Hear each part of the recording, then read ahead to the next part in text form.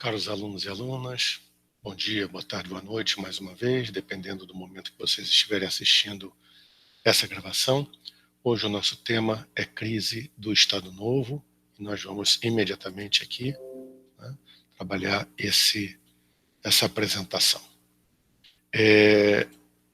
Vamos relembrar o Estado Novo, aquele Estado ditatorial com características fascistas, isso que foi implantado no Brasil depois do golpe de 1937, em que haveria ameaça comunista do Plano Cohen, certo? E esse golpe então criou um sistema que proibiu um regime, que proibiu todos os partidos políticos, instalou uma censura prévia aos meios de comunicação, perseguiu os adversários políticos de qualquer tipo de tendência, dos comunistas aos integralistas, depois que os integralistas tentaram um golpe de Estado. Nós vimos as bases de sustentação do regime, um regime com uma liderança de projeto carismático, personalista, Getúlio Vargas, que através do Departamento de Imprensa e Propaganda criava, essa ligação direta entre o dirigente máximo e as chamadas massas populares, a sociedade. O Estado Novo, nós vimos, isso, ele vivenciou uma contradição muito forte a partir de 1941, 42, quando o Brasil entrou na Segunda Guerra Mundial.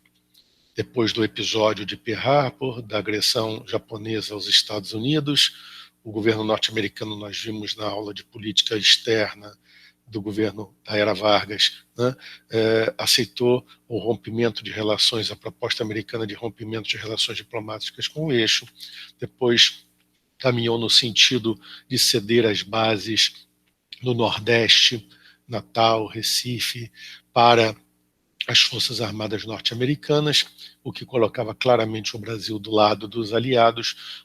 O Brasil passou a sofrer uma série de ataques no seu litoral por parte de submarinos do eixo. Isso levou à declaração de guerra em agosto de 1942, mas não só isso. Em 43, o governo brasileiro decidiu criar a Força Expedicionária Brasileira e enviá-la para lutar na Europa, o que aconteceu a partir de 1944. Nós vimos que dentro do governo, Vargas, como sempre, na sua atuação política, tinha uma maioria de ministros defendendo as teses da ditadura, mas existia uma pequena ala de ministros, Oswaldo Aranha, Gustavo Capanema, que seriam, digamos, uma porta de saída para um retorno a uma situação mais democrática. Tá certo? Então havia duas alas dentro do governo.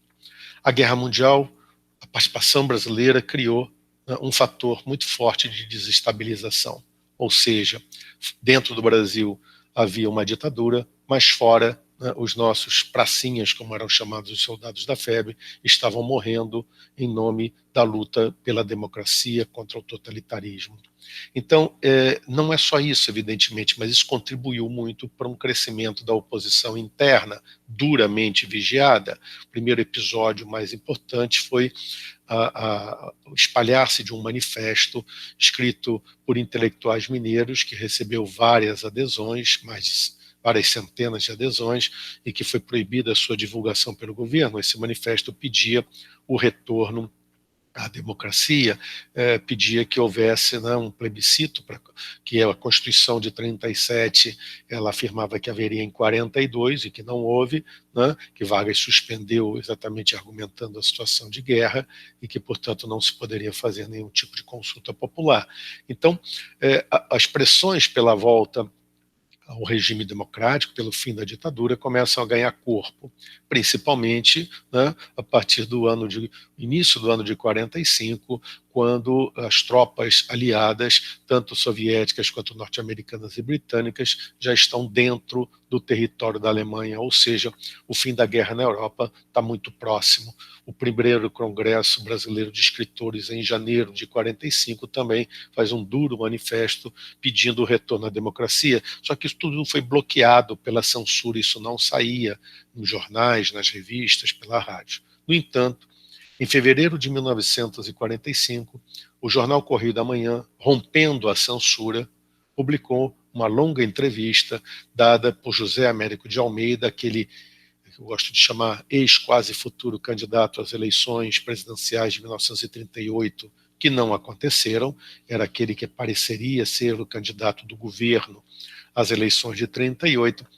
Ele deu essa entrevista muito antes de fevereiro, mas ela foi publicada em fevereiro, ou seja, o rompimento da censura. O jornal foi para a rua, criou uma comoção, o governo ficou na seguinte situação: o que a gente faz agora? Os outros jornais, os seus donos de jornais, resolveram expulsar os censores das suas redações e passaram a publicar aquilo que bem entendiam, em solidariedade, aproveitando o que o Correio da Manhã tinha feito. Vargas, então, tinha duas possibilidades. Ou tentava um processo de repressão duríssima, que naquele momento já não permitia, ele já não tinha consenso em diversos setores da sociedade para um projeto de repressão, ou então ele tentaria conduzir o retorno a um regime aberto, a um regime politicamente democrático. Tudo bem? Foi o que ele pretendeu fazer.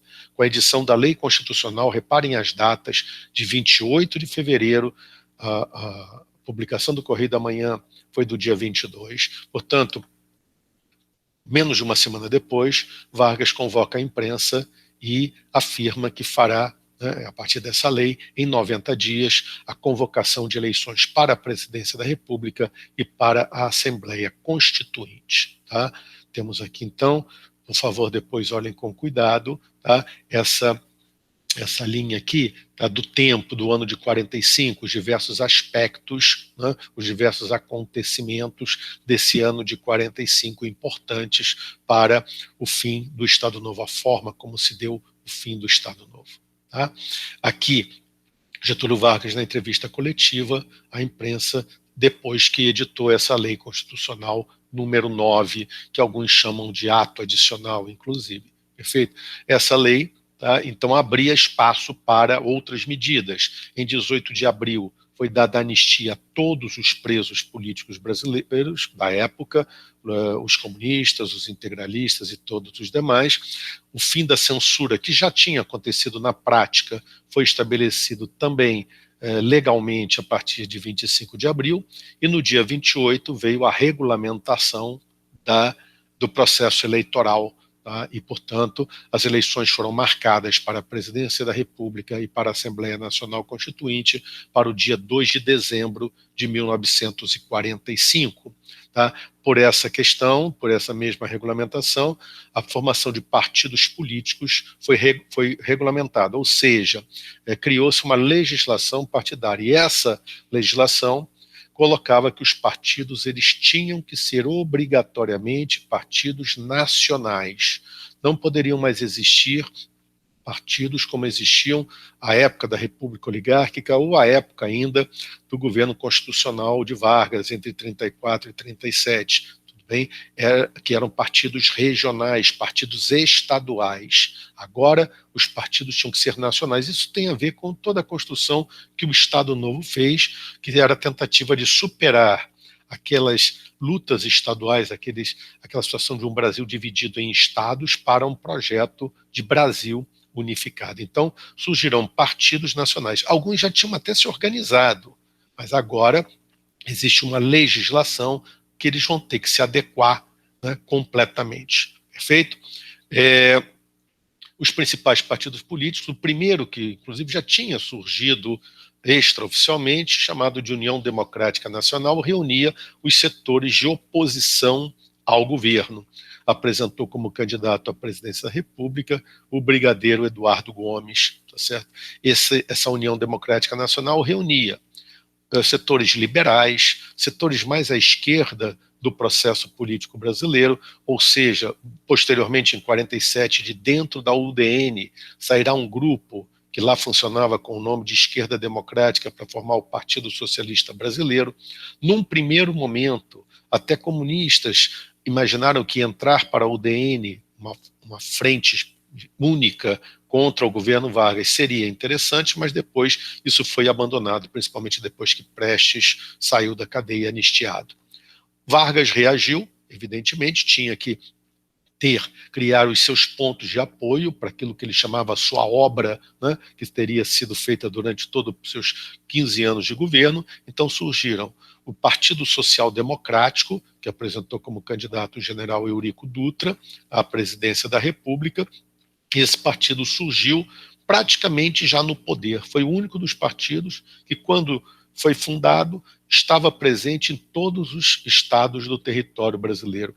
Basicamente, ele era composto, né, pelos setores oligárquicos, e para que o PSD, Vargas, né, conseguisse que esse partido nascesse muito forte, e um partido bastante, digamos, conservador dentro do espectro político brasileiro, ele ofereceu a presidência das seções estaduais desse partido aos interventores estaduais. Então, os interventores, que eram o que seria hoje os nossos governadores de estado, que tinham, né, a caneta na mão para nomear e verbas públicas para governar os seus estados, sendo os presidentes do Partido Social Democrático em cada estado, eles vão conseguir, né, um grande apoio, né, a esse projeto desse partido político. Perfeito?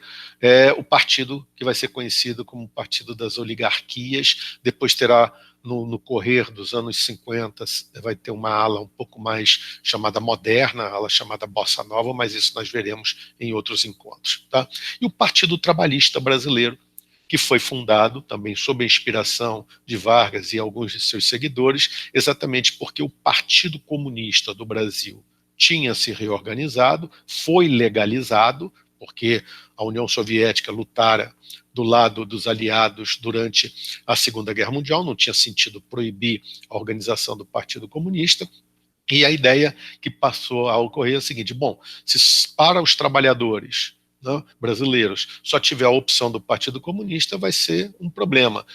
Vargas foi estimulado a propor a criação de um partido baseado na estrutura sindical, né, nas lideranças sindicais do sindicalismo atrelado ao Ministério do Trabalho, e que tinha como grande bandeira, né, a legislação trabalhista e social. Seria o partido que defenderia o trabalhador brasileiro, e lembre-se que era o trabalhador urbano fundamentalmente, o PTB vai ser um partido fundamentalmente urbano, tá, para a lembrança da herança que Getúlio Vargas garantiu em benefício aos trabalhadores brasileiros. Então, esses foram os 4 principais partidos criados nesse momento, ou no caso do Partido Comunista, recriado, reorganizado. O Partido Comunista estava numa postura política, né, bastante moderada. A lógica da união nacional seria juntar todos os brasileiros, a união de todos os brasileiros que deveriam combater os restos do fascismo. Essa era a questão. Tudo bem? Então não tem aqui a pregação da luta de classes, da revolução, ao contrário. A ideia era o desenvolvimento do capitalismo no Brasil, porque, né, muitos acreditavam, isso é uma frase inclusive, né, de Stalin no momento do final da guerra, o imperialismo estava de dentes quebrados com a derrota do nazifascismo. Depois eles vão mudar esta posição, mas nesse momento é isso que vai acontecer. Porém, tá, para surpresa de muitos, nas campanhas, né, eleitorais, enfim, ou na crítica que havia da oposição ao Estado Novo, surgiu um movimento, no primeiro momento quase que espontâneo, e depois, a partir de agosto, organizado pelo próprio governo Vargas, denominado queremismo. Queremismo vem da palavra de ordem, queremos Getúlio. Tudo bem? Ou seja, a ideia que começou a surgir entre setores de trabalhadores urbanos, né, de que, saindo Getúlio Vargas, a legislação trabalhista e social seria retirada pelo novo governante, pelo novo governo, o receio de que isso acontecesse.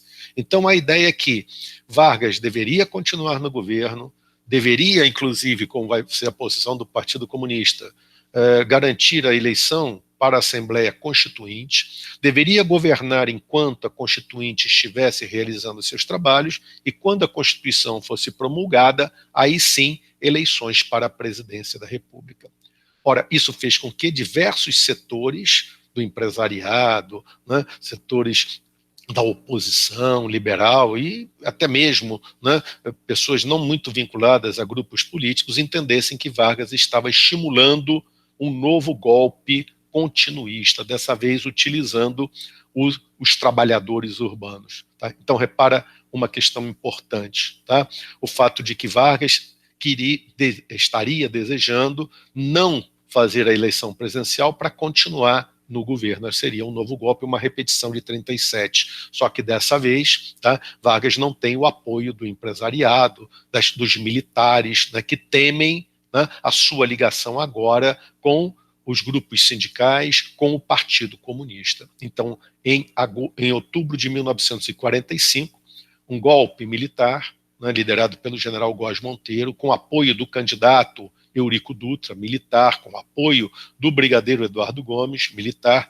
Depois, Getúlio Vargas, que foi então para uma espécie de exílio interno na sua cidade em São Borja, onde ele tinha lá uma fazenda, tá? E o fim do Estado Novo ele se concretizou. Assumiu a presidência da República, o governo do Brasil, o presidente do Supremo Tribunal Federal, José Linhares, porque não havia vice-presidente e não havia Congresso Nacional. Portanto, na linha sucessória, hoje em dia, por exemplo, como era naquele momento, presidente saindo entra o vice, não tínhamos, o vice-presidente saindo entra o presidente da Câmara, não tinha Câmara, senão o presidente do Senado, não tinha Senado, então é o presidente do Supremo Tribunal Federal, e ele então é a figura que realiza as eleições, ou que lidera o processo eleitoral, que nós vamos ver terminou com a vitória do candidato do PSD, Eurico Dutra, que inclusive obteve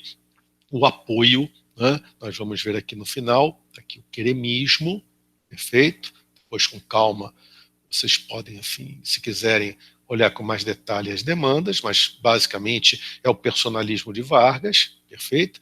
Vargas está aqui, renunciou, na verdade foi derrubado, e aqui Vargas vai aderir à candidatura Dutra, que foi quem o depôs, foi um dos que ajudou a sua deposição, porque ele não via, evidentemente, não via com bons olhos a vitória eleitoral dos seus adversários da UDN. Então, criou-se uma aliança PSD-PTB e o apoio de Vargas a Dutra decidiu a questão das eleições presidenciais com a vitória do candidato do PSD.